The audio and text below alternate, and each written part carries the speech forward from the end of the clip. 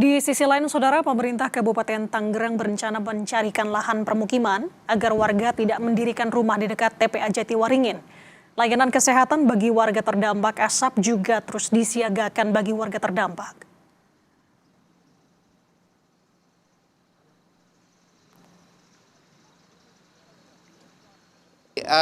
Awalnya di sini tuh kosong, Mbak. Kosong di sininya gitu kan.